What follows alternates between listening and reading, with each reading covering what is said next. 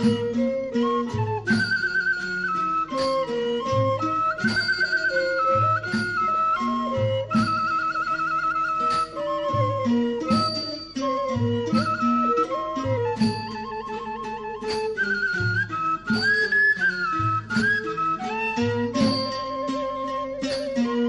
ไปนี้อาตมาภาพพระของแก้วธรรมราโตจะได้เทศน์ธรรมในไตรปิฎกะมหาสติปัฏฐานสูตรบทที่3อันมาในทีฆานิกายโปรดรับฟังได้ณบัดนี้นะโมตัสสะภะคะวะโตอะระหะโตสัมมาสัมพุทธัสสะปานาจาปาลังภิกขเวภิกขุธัมเมสุธัมมานุปัสสิวิหารัติสัตตาสุปัญญาเขสุภิกขเวดุลาภิกขุทั้งหลายไปนาแต่นี้ไปกูตถาคตจริงเทศนาอย่างโคญาขันละ7ประการหือแจ้งแก่นักปราชญ์ทั้งหลายก่อนอันว่าภิกขุและภิกขุณีสามเณรสามเณรีและคนขาหัดทั้งหลายจงตั้งโสตาภาสาสฟังไว้หือมันเตอะต้านทั้งหลายอยู่ในศาสนาหาความประมาทบ่ได้จงมีเตอจงนำแปลงโลยังสาภาวะธรรมอันน้อยอันใหญ่บ่ควรหือเสียสตินายโคสังโคใจญาตั้ง7ประการเตออันว่าโคใจญาตั้ง7นั้นหากเป็นเข้าของกองเกี่ยวแห่งอาลียะเจ้าทั้งหลายมีต้นว่าสัมมาสัมพุทธะปัจเจกาพุทธสาวกาอาลาหันตาหักทักษานันจักใดอันใดจะคือว่าสติสติสัมโมใจญา1ธรรมวิจัยญาโพจยาคะ1วิริยาสัมปัมสัมมาโมญะ1สาปิติสัมโมจยา1ปัสสัทธิสัญญาโภคาจายา1สัมมาทิสัมโพจาขาละ6อุปโภเปคาสัมโพสังฆะ7สาตินติยาอาจาตังสติสมุจยะอาติเมภิกขเวดุลาภิกขุทั้งหลายสุตานทั้งหลายคุณสนตนสนใจมันนากันสติมันแล้วตั้งไว้ในใจบ่ลงไหลไปโสอันจักเป็นบาปธรรมอันถอยอันไล่มากนางตนรู้ในใจตนด้วยลำเพิงและกันสติบ่ตั้งมันในตนก็ควรสติตั้งไว้ในหัวใจวันภาวนาไปนาเชื่อใจอ่านว่ามีสติตั้งมันเป็นเขาของตนก่อนอันหนึ่งควรพิจารณาดูตามสภาวธรรมทั้งหลายอันเป็นบาปเป็นบุญเป็นคุณเป็นโทษยักแล้วยังประโยชน์จะนานเป็นสุขเป็นทุกข์ในชาตินี้และชาติหน้าใสส่องผ่องเพียวหันแจ้งนั้นเป็นเขาของอันทั่วนาสองในชื่อว่าธรรมมีมัมมะวิจัยญาวิริยะนั้นมีเปลี่ยนบ่ข้างบ่หยุดบ่ย่อนบ่ผ่อนเสียในปฏิบัติคือว่าภาวนาลักษณะตั้งสามะไปใจบ่เหินละเสียสักปีสักเดือนวันตั้งหลายนานก็เป็นเขาของแห่งอาลิยะทั้งมวลอันว่าปีตินั่นหือยินดีครับโดยเกี่ยวหาโกถากเอาเป็นที่พึ่งยินดีในสภาวะนาเมตตานุสติกรรมาทานใจเป็นเข้าของทวนนาสหาทวนสีและอันว่าปัจสันที่นั่นเกิดว่าจิตขาวผ่องส่องใสหันในใจบ้านดังแว่นเกี่ยวอันจะฮือแล้วแก่สุขในนิพพานเป็นเข้าของอันทวนหา สมาธินั่นก็คือมีสมาธิตั้งมันในโลกุตลาสิ่งเดียวเป็นเขาของอันทวนหกคือว่าอุเบกขานั่นก็อุตสาหะในตรงในสุขบ่ยินดีลัวยินไล่ยินดีตามอันมากอันเป็นเขาของอันทนเจ็ดและอินทิจายตังว่าธรรมเมสุธรรมานุปัสสิวิหารันติภิกขเวโดลาภิกขุทั้งหลายอันว่าเขาของเจ็ดประการอันนั้นหากเกิดมีในโตนะก็หากอยู่ด้วยสาภาวะธรรมอันจอมแม่นในตนต้านผู้อื่นก็สันเดียวและแม่นตนเคียงตนต้านผู้อื่นจักมีเขาของหกประการนะคือหันด้วยพญามาตลาหน่วยหนึ่งก็หาบ่ได้และหือเสียรักษาอย่างศาสนาปังเป่ามีบ่จักเป็นอุปาณิสัยกำจูไปในจาดนาดังอันเต้าอาศัยซึ่งโลกอยู่โดยอันตายและอันเกิดแล้วตายไปใจก่อเต้าจักใดเป็นทุกขเวทนามังนะคือขังแค้นแน่นหัวใจบ่ขาดสายสังละสาราคานุผู้โตจังเป็นลักเป็นตอนใหญ่ฟังอยู่โดยทุกขเวทนาในวัฏสงสารสัพพะจากทุกทั้งมวลนะและกล่าวยังโพธิสังฆะดังเจ็ดก่อสารเด่นแล้วตอนนี้ห้องหนึ่งก่อนปัญนาปาลังภิกขเวดูลาภิกขุทั้งหลายอันว่าภิกขุนี้ก็ดีสามเณรละสามเณรีก็ดีคนกะหัตทั้งหลายก็ดีหือมีสติสมาธิหือตั้งมานะควรลำเพิงโดยังสาภาวะธรรมอันน้อยอันใหญ่หือแจ้งแก่จิตใจหือมันไว้ในใจเป็นดังกูตาธาคาตะหากกล่าวนี้เตอภิกขเวดูลาภิกขุทั้งหลายฟาตาธาคาตะกล่าวว่าอยู่ในศาสนาควรลำเพิงโดยังสาภาวะธรรมอันน้อยอันใหญ่สี่ภาการจาริยะทั้งหลายว่ามีเตียงแต่จักใดอันใดจาอินทาภิกขเวภิกขุดูลาภิกขุทั้งหลายโสตานทั้งหลายมาบวชอยู่ในศาสนากูตาธาคาตานี้คือหากควรรู้ว่าสัตว์ทั้งหลายบ่ได้หลอดนิพพานก็เป็นทุกขเวทนาบ่ขาดบ่ได้พ้นจากทุกข์ดังอันตามมาใจเหตุบ่ได้หลอดนิพพานและอันว่าสัตว์ทั้งหลายยังเป็นทุกข์กรรมโดยทุกข์เพียงแท้และนานว่าสัตว์ทั้งหลายยังเป็นกับโดยอันนาลีปองของเขาสุขทุกอยู่ใจบ่ขาดและเขาของสัตว์ทั้งหลายเขาอยู่ลีอยู่จมอยู่โดยทุกข์ใส่ใจว่าเป็นสุขในอันเป็นทุกข์เรื่องทุกเมื่อผู้กาลาผู้มีปัญญาทั้งหลายเตียนยอมอุตสาหะโดยกองปฏิบัติเข้าสู่นิพพานดังอันบ่รู้จักชีวิตตนในจานนี้เต้าเล็งดูนิพพานสิ่งเดียวอันน่าอดใจ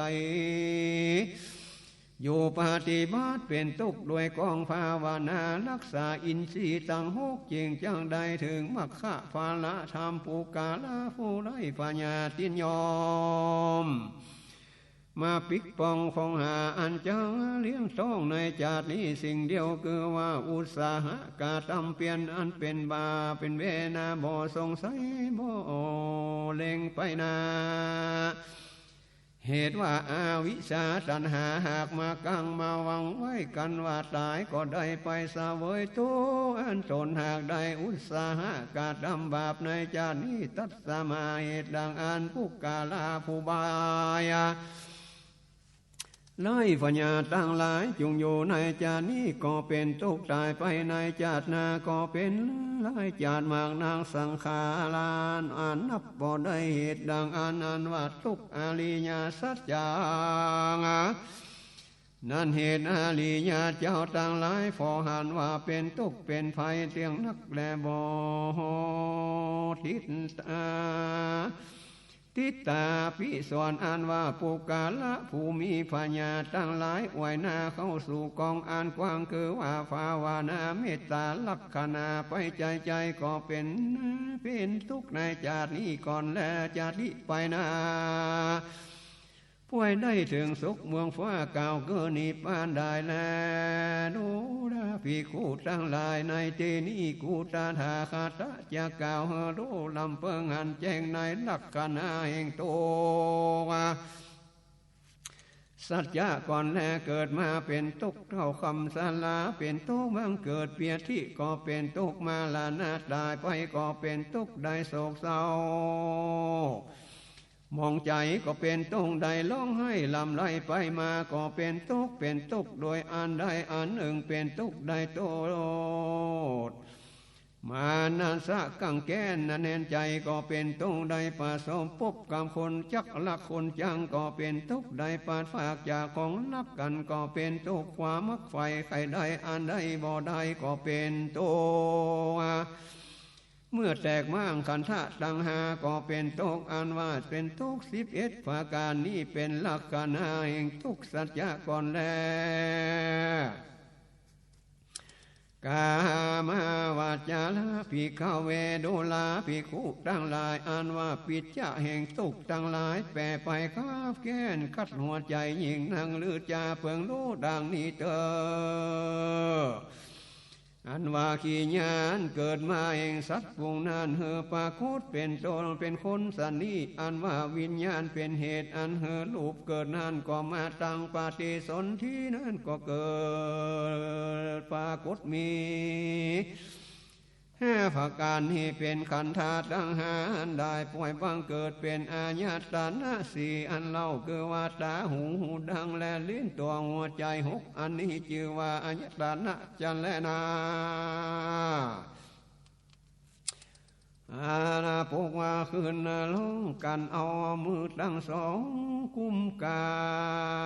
อวยนาเหมาะกับมากระดูกสันหลังแห่งเมดังอาณามันนั้นเหมือนดังวอกอันเข้าไปอยู่ในกวางไว้เมื่อฝนตกนั่นแลจักมีตาใจเข้าออกบ่ได้อาหารอันแม่กินใหม่กินเค็มก็ดีลงถูกต้องหัวใจแล้วจักผู้คู่จังเหยียดจังเยี่ยมเหยียดตีนเหยียดมือก็บ่ได้จากพื้นคิงก็แยกบ่มีได้เป็นนั้นกับแก่นนานีบตีนั้นนีบไว้ทุกที่ทุกแห่งยามเมื่อกินอ่านเข้าพัดอามาแอกล้อนาอานาสมอันส้มอันเพชรอันเกมอันกัดเย็นก็ลงสลาบอาบเต็มหัวอยู่เป็นทุกข์มากนางโดยอาณาฟังอยู่ในต้องแม่อาณาวานั้นนานได้10 เดือนสันนั้นก็หากเป็นอาบายะภูมิอันหนึ่งในเมื่อจับออกจากต้องแม่นั้นก็มีลมกรรมสวัสดนั้นก็เกิดมีในต้องแห่งแม่หันและลมอาณานะก็มาถีบมาปัดยังสัตว์ตัวนั้นเหือลมเต้ากิ้งเกียกลืมคิงไปแลลมก็มาถีบมาปัดเหือออกจากต้องดูตวนโยนี้เมื่อขายแมงต้นนายามนั้นอันว่าเวทนาเจ็บมากนักก็หากจะเปรียบเทียมบ่ได้ละมีตนซาไปโดยเลือญาติทั้งมวลและอันหนึ่งตั้งแต่เมื่อลงมาเกิดในต้องแม่นั่นก่อนตาลงทุกขเวทนามากนางสันนี้เจอว่าจะตีปีทุกขังวิบากอันสัตว์ต่างหลายเต้าเธอเกิดเธอเป็นทุกเวทนาสันนี้ใจบ่รู้สุดบ่รู้ซ้ำนาฟีจักโออ่านนับว่าเกิดอาณามาโดยชาติทั้งหลายตลาบต่อเท่าถึงนิพพานนั้นบ่อาจยังนับคับได้จะแลเต้าจักอุปมาเปรียบเทียมไว้เฮอรู้ดังว่าสัตว์นาตัวเดียวอันแม่โตนะและออกตนผู้เดียวดังแม่ให้นั่นแม่นว่านางออกก็ดีนอนออกก็ดีแม่นว่า ปืนแผ่นดินและจักกรวาลทั้งมวลก็ฟับทุกที่ทุกแห่งก็บ่ละเสียยังเป็นบางเป็นจ้องสังแห่งและเหตุดังอันก็ยังบ่ได้นิพพานเสียเหตุว่าบ่ได้จำเลยนะสมถะภาวนาวิปัสสนาภาวนากาตมาจาขันธเวจติปิทุกขังดังนี้ภิกขเวดุลาภิกขุทั้งหลายจะลาอันว่าอันเท่าแก่คำจะลากาตมาพวกจักใดอันใดจะอันว่าเท่าแก่หลังเหี่ยวหลังแห้งสัตว์หลังหลายกันว่าฟ้าอาทิตย์ออกมาร้อนมาฮือแก่ฮือแห้งไปทุกวันกันว่าพระจันทร์ออกมาฮือเป็นก็ใหญ่ขึ้นมาทุกคืนกันว่าใหญ่ขึ้นมาถึงอายุแล้วก็เท่าแก่เหี่ยวแห้งไปทุกวันเธอควรทุกเดือนใจบ่ยังบ่เศร้าสักวันมีตาบ่แจ้งเป็นประกาศที่ดังเก่าโฟมาก็งอเขียวก็ลันหนังก็เหี่ยวก็แห้งมีจีนก็บุกบางไปมีลูกบ่โซมาก็ฟังอะไรลงลืมได้แลข้าไปแลปีและหน่อยอันว่าพละกำลังก็หายไปอยู่เล่งกันบ่ได้อยากลุกก็ยากอย่างนั่งก็ยากเที่ยวไปมาก็ยากกินอันใดก็บ่กินบ่ได้บ่ยินหวานมันก็บ่ยินลำยาเมื่อปากร้องเจียนจากรรมาด้านปากดานเขียนจาก็ลงลืมแล้วผู้จริงว่าเล่ามีกำปากก็บ่แม่นหูผู้หนุ่มอันว่ามีรูปมีขาก็บ่โลบ่ลูกเหมือนตาแห่งเมื่อยังหนุ่มยังน้อยยามอยู่ก็เอาที่นอนเป็นที่อยู่ยามเมื่อย่างไปมาก็เอาไม้เท้าเป็นที่เปิงกันบ่มีโลกมีลานการอันจักใจอยู่จักนั่งจักนอนก็หาผู้ใจสวยบ่ในแขวนเป็นทุกข์มากนักจะแลนากิจยาทั้งหลายนี่เป็นตรงได้สละเท่าคำนั่นกันว่ามีนักโดยอันเกิดมาใจนั่นก็มาครอบงำมายังบ่เจ้าและอายังบุตรญาติภิกขเวดุลาภิกขุทั้งหลายกูตาทาคาตาก็กล่าวแก่สู่ตันทั้งหลายฮือรู้อย่างอันเป็นตุกชละถอยเท่าคำมางอมาครอบงำแห่งสัตว์ทั้งหลายอันว่าเท่าแก่สลานั้นก็มีแก่กูใจแลกันกูบ่ได้ภาวนาสมาธิภาวนาวิปัสสนาภาวนาบ่ได้หลอดนิพพานนะอย่าเท่าจักไปถึงจะลาอันเท่าแก่คำไปใจบ่โลแล้วบ่รู้เสียงบ่รู้สุดกาตามันจะภิกขเวดุลาภิกขุทั้งหลายอันว่าเปียทุกยาทีทุกแห่งผู้ทุกชนและสัตว์ทั้งหลายจะเป็นดังลือจากันว่าเปียที่ตาเจ็บมาเปียที่หูเจ็บเปียที่เจ็บปากเจ็บลิ้นเจ็บกลางเปียทูเปียที่เจ็บอกเจ็บแข้งเจ็บขาเจ็บในต้นในปากเจ็บหน้าเขียวเจ็บตีนเจ็บมือเปียที่โลมาเป็นบ่อยังแลเปียที่เสียบแดงแลเกี่ยวต้องแลเปียที่บังเกิดกัดเย็นร้อนไม่ใครลาจะแลเปียที่อันเฮาแก่ค่ำจะลาแลเปียที่ลงต้องเปียที่ขี้บ่ออกหิ้วบ่ออกเปียที่อันเป็นตุ่มเป็นตาเป็นนิ้วเป็นสิวโหเป็นขากเป็นเสียนเป็นขะเยอมองข้อแลเปียที่เป็นหีดเป็นผีเป็นบาเป็นบินสลางเปียที่ผิวลางผิวหนังเหี่ยวแห้งขอบงำไปแลเปียที่เป็นดีจังแตกเลียดอันออกจะแลเสียอันเป็นวัดเป็นไอมีนักเปียที่อันเป็นน้องเน่าเม็นเปียมีบากปลายหลังเปียที่ป่าปังแก่ทั้งหลายก็เกิดมีในตนสัตว์ทั้งหลาย ายตัวทั้งมวลกันบ่เกิดบ่เจ็บมาปวดเฮอเป็นต่างๆนานาเฮอเป็นทุกขเวทนาอยู่ใจบ่ขาดสายกาตามมือสมหมายตายไปครับโดยเปียติอนันจะแลอัญญังบุจจติภิกขเวโดลาภิกขุทั้งหลายกูตถาคตก็กล่าวเฮอแจ้งโดยเปียทิทั้งมนจะแลภิกขเวโดลาภิกขุทั้งหลายอันว่ามาลนะความตายนั้นจะเป็นจะลือจะจันแลอันว่าตายนี้หนุ่มก็ตายเฒ่าก็ตายผู้ปานกลางก็ยังตายและลางฟองเสียงอาเขตอายุจริงตายล้างฟองเสียงบุญและจริงตายล้างฟองกรรมมาหล่อแล้วจริงตายก็มีแล้วการนามันอันลำบากอยากใจไม่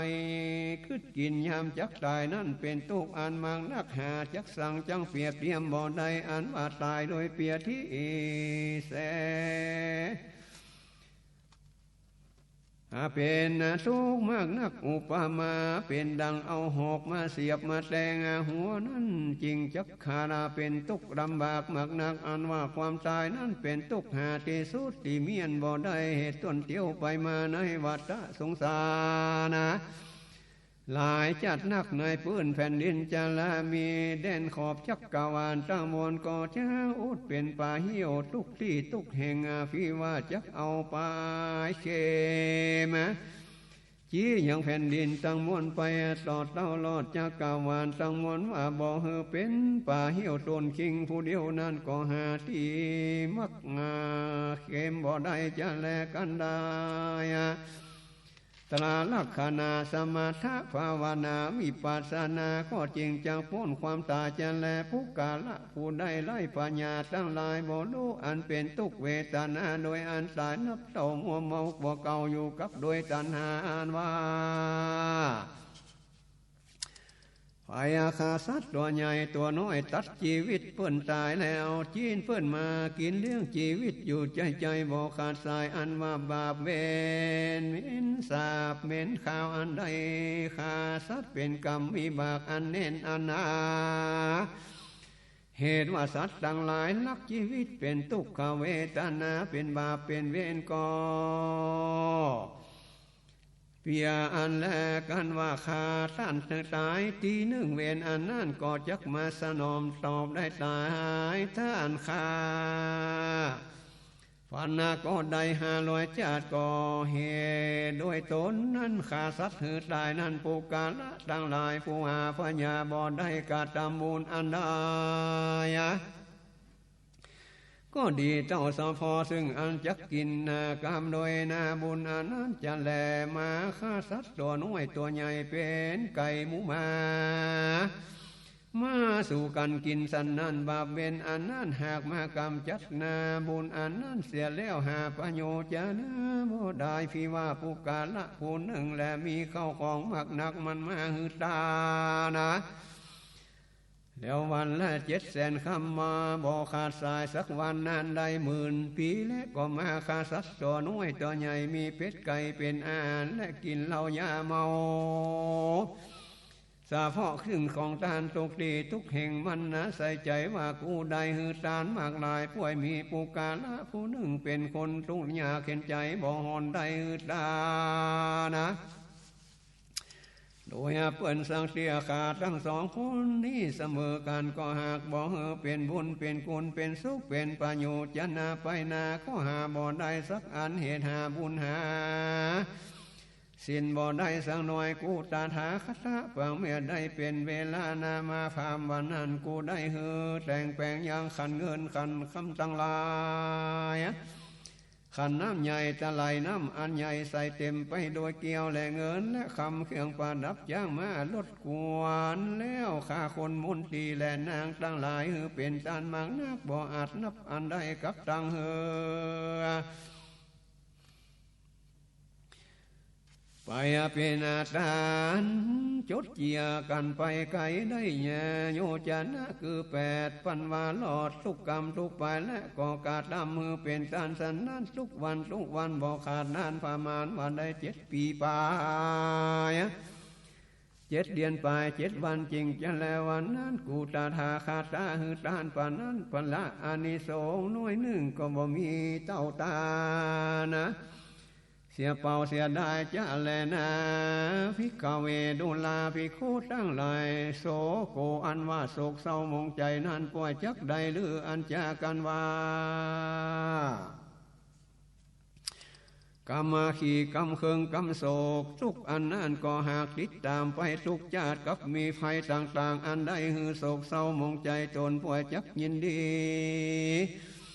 สาขยาและกันบ่ได้ภาวนาวิปัสสนาตั้งสามัญบ่ได้พ้นจากทุกภัยอันใดกาตามทุกกาตามโทษแก่ท่านผู้อื่นอันใดกาตามโศกเจ้าและมองใจกรรมโดยคนที่เดียวหนึ่งและวิบากอันนั้นก็มีมังนักท่านใดกาตามหือตนขิงโศกเศร้ามองใจก็ได้700 ชาติผู้กาละผู้ใดใบไล่พญานันเต่ารู้ยังเยินยอและกาทำแก่ท่านผู้อื่นมันบ่รู้มาบีบากอันจักยอขึ้นมากาทำแก่มันนั้นจะแลนะอายังหุจติภิกขเวดุลาภิกขุทั้งหลายอันนี้กูตาทาคาตะบ่รู้โศกเศร้ามองใจอันสัตว์ทั้งหลายจมอยู่ในวัฏสงสารภิกขเวดุลาภิกขุทั้งหลายอันว่าสัตว์ทั้งหลายอันจมอยู่ในโลกวัฏสงสารบ่ได้หลอดนิพพานบ่พ้นจากอันจักร้องไห้ด้วยทุกขเวทนาจลาภาการต่างๆและจักเป็นดังเลย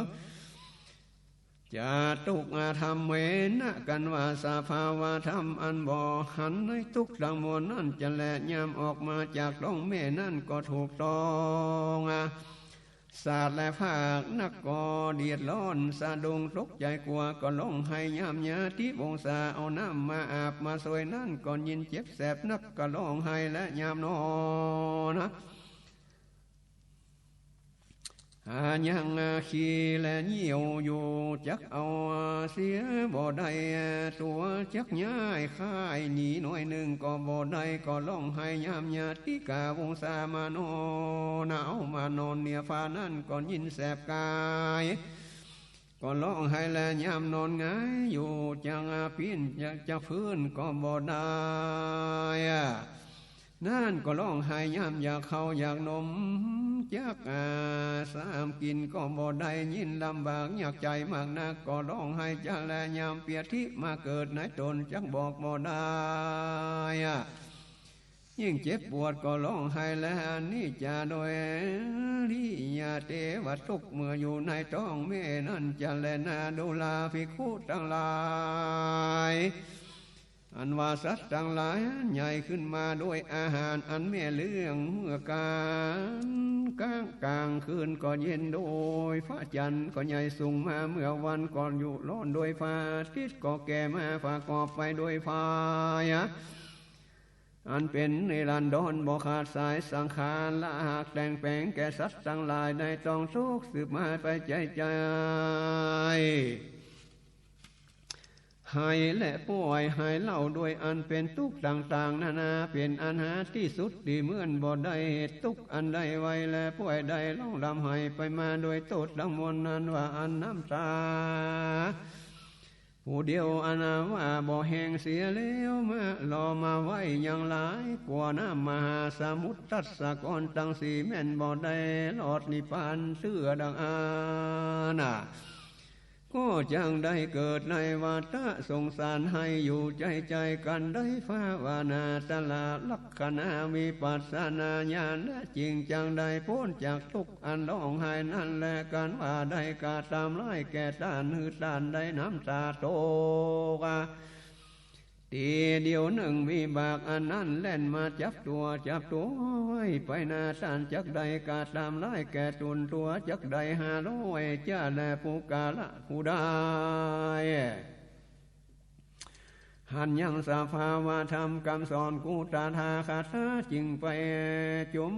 ห้วยอยู่ในวัฏสงสารนั้นนักและได้เสวยทุกขเวทนาลุกลาภิกขุทั้งหลาย อันนี้กูตาทาคาตากาวโฮโลยังอันสัตว์ทั้งหลายได้ให้โดยทุกอันเป็นบาปเป็นเวรแห่งสัตว์ทั้งหลาย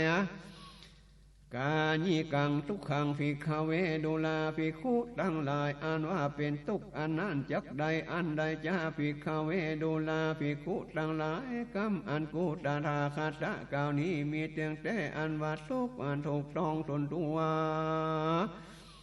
ก็บ่ยินดีเป็นอันลำบากมากนักก็เกิดมีเวทนามากนักกันบ่ได้ภาวนาวิปัสสนาญาณก็บ่ได้นิพพานเต้าจักจมอยู่ในวัฏฏะสงสารให้กันละอันเมื่อนานมากนักบ่ได้พ้นจากทุกข์สังเสือจะละเหตุตนกะตามมือต้านเป็นทุกข์ผู้เดียวหนึ่งบาปเวรอันนั้นป่วยถึง500 ชาตินั้นผู้กาละผู้ใดไล่พัญญาบ่อนับตนตานเต้าติปองกาตำไล่แก่ด้านผู้อื่นเป็นต้นวาดาตีผูกมัดคาฟันนาย่อมเป็นบาปอันหยาบยากาขานองเดือดเลือน้นใจถึงแก่ผู้กาลาผู้ใดก็เป็นอันเจ็บใจนั่นแหละเหตุดังอันว่าบาปเวรอันนั้นก็เกิดไป500 ชาตินั่นแหละภิกขเวดุลาภิกขุทั้งหลายผู้กาละผู้มีปัญญาควรเว้นจากบาปเวรทั้งหลายวงานั้นจะแลภิกขเวดุลาภิกขุทั้งหลายก็อันนี้กูตาทาคาตะกาวนี้ตีเตียงแต่ดิลีอันว่าทุกขเวทนาเจ็บมาถูกมาต้องหัวใจอันบ่ยินดีซึ่งเจตนาอันนั้นมีดังอันก็ควรยินดีก็เป็นทุกข์มากนางอันวัดเป็นกับโดยเจตนาทั้งหลายก็เป็นอันบังเกิดบังเกิดฟ้ากุศในเป็นทุกข์ชาติอันเกิดมาเป็นสัตว์และสารเป็นคนนั้นก็จมอยู่ลอยอยู่ในวัฏสงสารบ่พ้นทุกข์สังเกลือกันได้ภาวนาวิปัสสนาใจจึงจังพ้นจากทุกข์กันบ่ได้ภาวนาก็บ่ได้พ้นจากโลกและโอปายาโสโยโคภิกขเวดุลาภิกขุทั้งหลายอันว่าสัตว์ทั้งหลายอันคลองอยู่ในวัฏสงสารได้คลองอยู่ในทุกข์ต้องก้างแก่นนาเน้นใจเจ้าหาใจเข้าอันออกปกติบ่ได้จะแลนาอันว่าทุกอันใดเป็นไฟและมาถึงตนเป็นเหตุญาติย้ายสืบสายไปเป็นนิรันดรบ่ขาดสายแก่สัตว์ทั้งหลายโดยอันถูกต้องสภาวะธรรมอันทุกข์มากนักแด่ดีลีอันว่าสัตว์ทั้งหลายอันนาจมอยู่ลอยอยู่อันเป็นโตก้างแก่นเนนากัดใจมากนางอันนาเป็นเสียงน้องไห้ได้เต้าสะเอิญกัดกั้งใจไปในหัวใจอันจักแตกยังย่อยได้ทุกชาติด้วยอันเกิดมานันโจตะโกปุกกะโลเมนปุกกะละผู้หนึ่งผู้ใดถามว่าดังนี้สัตว์ทั้งหลายยังจะเกิดมานี้กี่ชาติแน่จริงจะพ้นจากทุกข์ในวัฏสงสารชาติอันจาปาลิหาลาโกปกาละผู้จักแก่ว่าดังนี้เนวจาติบอกขาดจะบอกอาจจักรู้ได้จะแลกันว่าบ่ได้ภาวนาพุทธานุสติเมตตาวิปัสสนาญาณนั้นเป็นอนานมักนักและแม้นว่ามีเม็ดหินเม็ดทรายอยู่ในแม่น้ำมหาสมุทรสกรตั้ง4 แม่น้ำอนานาผู้หาแห่งก็ยังกูชาติแห่งปุกกาละผู้อันเกิดมาในโลกนี้ได้กันว่าสายอันนั้นมีในน้ำมหาสมุทรสกรตั้ง4 แม่น้ำนั้นเสียงซ้ำเสียดายก็จากยังบอกกูชาติอันเกิดมาแห่งปุกกาละผู้เดียวนั้นใดก็ยังบ่ได้นิพพานไปเที่ยหากจังได้โจมาอยู่ในวัฏสงสารอันนี้หาตีอันจากพ้นทุกข์กังแก่นแน่นใจบ่ได้จะแลภิกขเวดุลาภิกขุทั้งหลาย อันว่าเที่ยวไปมาในวัฏฏะสงสารละจาดบ่อปราศจากอันเป็นทุกข์ใจขี้หยาอันใดอยู่ได้กินได้ประสบพบกรรมโดยอันจริงกันก็เป็นทุกข์มากนักนะจักเป็นดังเลินันจาอันว่าวัตถุดังมวลอันถูกต้องยังหูและตาดังมวลคือว่าตัณหาอันถูกต้องเนื้อเพิ่งใจโดยกันท่าอาลาสาโลภด้วยเสียงอันเป็นประโยชน์จะนะอันบ่สู่บ่มักบ่รักษาหูและเดินอยู่กินกับโดยกันบ่ได้ยังสุขในตนใจนั่นแหละยังวัจจติภิกขเวโดกาดูลาภิกขุตั้งหลายอันนี้กูตาธาคตากาว่าเฮรู้ยังฟาศกโปนวัตถุอันบ่ลักโมหูมา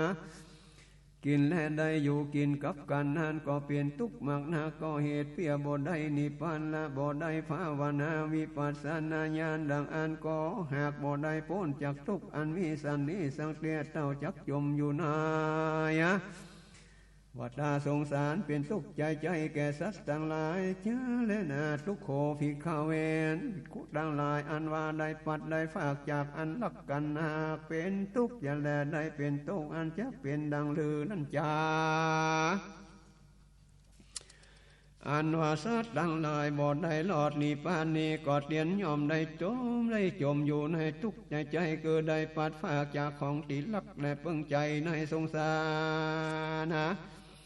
เกิดวัตถุตั้งมวลอันลักยักเพิ่งใจอันมาถูกต้องยังตนและจิตใจถูกต้องยังดังอันนาลิ้นและสัพพะอันว่าอันลักอันหุมก็โมอิ่มบ่ค่ายบ่นายเสียยังติดด้วยตัณหาอย่างอาจจะมองคุณคองหัวใจไว้ใจปล่อยได้ปัดฝากจากกันเสียก็ดีกันว่าตายเสียกันก็ดีต้านผจญแพ้คุณนาจริงเอาเสียยังก็ดีก็สิบหายเสียก็ดีสัพพะอันลักอันหุมอันนาพาโยจันะดังมันมีพ่อและแม่เป็นต้นและทุกทั้งหลายผู้นั้นตลาดต่อเต้าได้ทิ้งนิพพานจริงจังพูนจะแลกันบ่ได้ภาวนาเมตตาอาสุภามาลานารักษาตั้งสามก็บ่ได้หันเวียงเกี่ยวนิพพานกันบ่ได้หลอดนิพพานก็บ่พ้นจากทุกข์สงสารเจ้าเกิดและตายปล่อยเกิดไปใจเจ้าได้จมอยู่ลอยอยู่ในสังสารวัฏใจบ่ได้พ้นจากทุกเสียเตี้ยเหตุว่าบ่ได้กระทำบาปมากลายเป็นนั้นบ่พ้นจากบาปจากเวรนั้นบ่ได้จะแลกันได้สวัสดิญาณตัวติงสารลักขณาวิปัสสนามากลายมีบุญสมปานกาแก่ได้ต้องเที่ยวไปมาในวัฏฏะสงสารยินแนวจึงจักเสียงจังหลอดบ่ได้ขอดเว้นหมายมันนี้แล้วกันว่าบ่ได้ภาวนาวิปัสสนาลำเรียนเต็มเขียนสวดที่ญายจุวันดังอันก็ได้จนเที่ยวไปมาในวัฏฏะสงสารเป็นอันยืนยาวเข้าไก่นักและบ่เสียงบ่ล่อและอันว่าภาวนานิจานาทุกขานิจังทุกขังวิปัสสนาตั้งสามห้องนั้นอุปมาเป็นดังดาบเทียนกาฟ้าเทียนฝายอันติดเสีย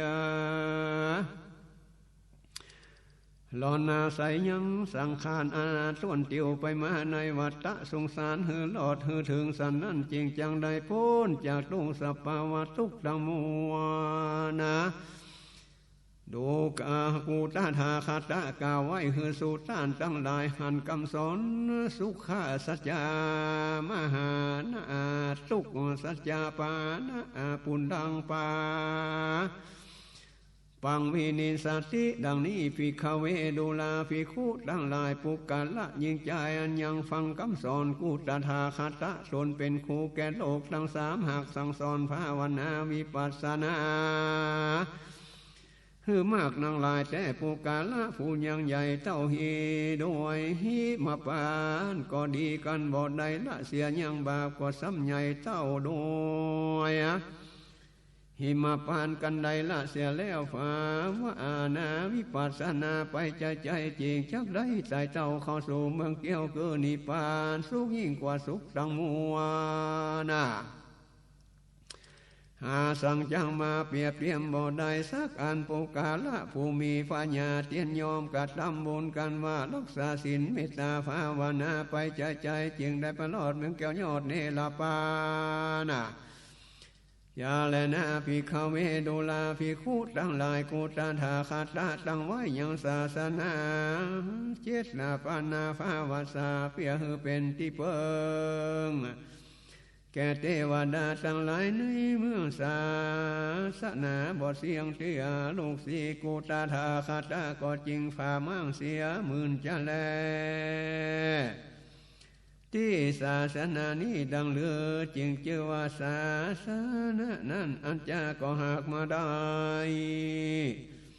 คำสอนกุฏฐาคาตะอันตั้งไว้นี้ชื่อว่าศาสนาว่าลูกศิษย์กูมั่งศาสนานี้จักมีสันใดจะในกาละไปหน้าหมื่นจันและภิกขาภิกขุและสามเณรนะก็เต้านุ่งผ้าย้อมขาดอันนาชื่อว่าบานหากคือมานั้นก็กินเขาอันเจ้าบ้านเจ้าเมืองหามาอิ่มต้องแล้ว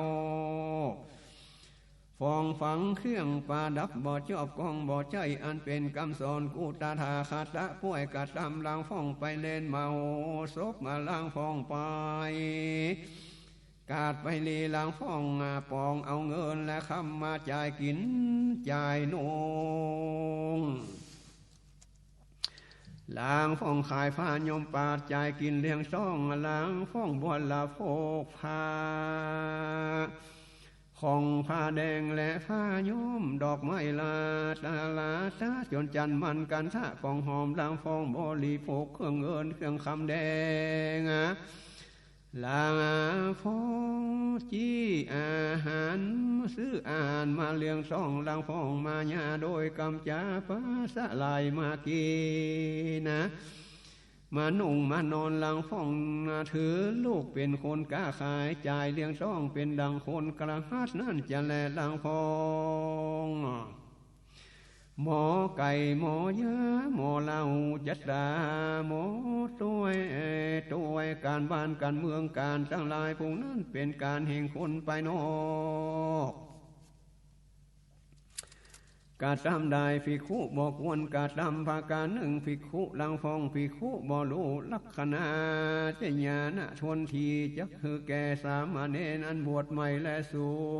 ตาปัปปจากามะว่าจากรรมมาวาจาผู้นี้จือว่ามั่งเสียตนมันสันใดโลกสิกก็เป็นสันนั้นสืบสายกันปลำปลาปลายนานจะแลกันว่าเขาตายก็จะได้ปากันไปตกนรกเสียงแหลกุนอันเขาเอาตนมาบวชในศาสนานั้นจักได้เป็นสุขในเมืองฟ้าเมืองคุณบ่มีและเต้ากินและอิ่มท้องนุ่งผ้าปอกตนตัวอยู่ใดเรียกบ้านการเมืองแลนับอยู่นับกินนับนอนนะอนาหวังเถิงสุขไปนะคือเมืองฟ้าและนิพพานนานบ่มีแลนับชื่อว่าศาสนาเจ้าเราเต้ามัวเมาอยู่เป็นจนแก่ศาสนาเสียงเปล่าเสียได้จะแลกาลาตามัญญาภิกขเวยำปิสังนาลาทิทาปิทุกขังภิกขเวดุลาภิกขุทั้งหลายยำปิสังอันว่าความปรารถนามักใครใดอันใดบ่ได้ดังใจมักอันนั้นก็เป็นโตนาวาทาปนาภิกขเวดุกลาภิกขุทั้งหลายอันว่าสัตว์ทั้งหลายมีอิจฉากำปรารถนาใจบ่ได้ดังใจสนานะเกิดว่าปรารถนามี6ประการนั้นจักใดอันใดจะเกิดว่าปรารถนาอย่าให้เกิดหนึ่งอย่าให้เท่าอย่าให้ได้เป็นเปียที่3อย่าให้ตายอย่าให้ได้โศกเศร้าและมองใจ4อย่างให้ได้หายหันได้พ้นทุกข์และ6อย่าให้ได้ เป็นทุกผ่านสังเทศเจ็ดอย่าเหือใดโตมันนัดกัดใจแปดแม่นว่าเกิดมาจากที่อันใดอย่าเหือได้ตกข้างแค้นเกิงใจสักจัดเด้อวันอันก็ดีกำอันนั้นก็ดีบ่สมฤทธิเป็นดังกำพาทานามักไฟสังอันก็ห่างยังจักได้ให้ได้ขี้ในโศกทุกข์ไม่โมอกไม่ใจในสีภาการนั่นบ่อยาจะแลอย่าหวังจักได้พ้นสังเกตอันนั้นหากเป็นโบราณธรรมดากับโลกมาหากวันใดเสวยโตเมื่อใดมีสมปานาแก่กาเลี้ยวได้ถึงโลกุตตะธรรมพระอรหันตาเข้าสู่นิพพานจริงจังใดพ้นทุกข์หกอันผู้นั้นจะแลกาตโมจะภิกขเวสังขิเตนะปัจจุปันนาตาขันธาภิทุกไสยติตังดังนี้ภิกขเวดูลาภิกขุทั้งหลา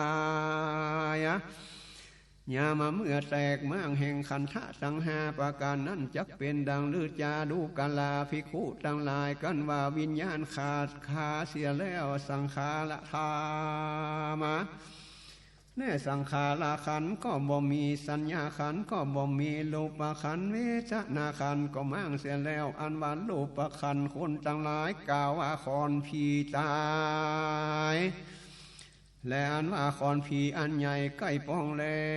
วเปยเล่าแตกมั่งหายไปยามจากมั่งขันธะสังหานั่นก็เป็นทุกขเวทนา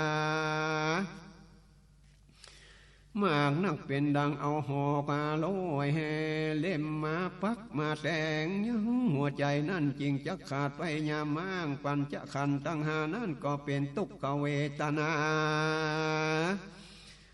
สาช่างจังเปรียบเทียมบ่ได้ปุกาละผู้ใบเลยพญาเต้าพาธนาเอาไปเกิดในเมืองฟ้าและเมืองคนใจก็เต้าพาธนาขันตั้งหาแล้วมีโลสมนมพันวันนะอ่านงามสันนี้ใจปุกาละผู้มีปัญญาตั้งหลายก็เต้าพาธนาคือโป้นจากขันธะตั้งหาและภาวนาในหลักขณะตั้งสามไปใจเพื่อให้ได้ถึงนิพพานอันโป้นจากขันธะตั้งหานั้นโป้นจากทุกขังอริยสัจจังกล่าวอย่างทุกอริยสัจจะเจ้าตั้งหลายกล่าวว่าเป็นทุกข์เป็นหันเป็นต้นเกี่ยวจะแลนาควรกาตามหือเสียงทุกสุดทุกจาติไปหน้าคือเมืองฟ้าและนิพพานเป็นดังเก่าแก่ไปนาห้องนั้นจะแลนาปาลิโยสานีในเมื่อแล้วธรรมเทศนาขีญาสังวันนาอันมาเก่ายังโมหานมหาสติปัฏฐานผูกทวนสามก็บางโกมสมเด็จเสด็จ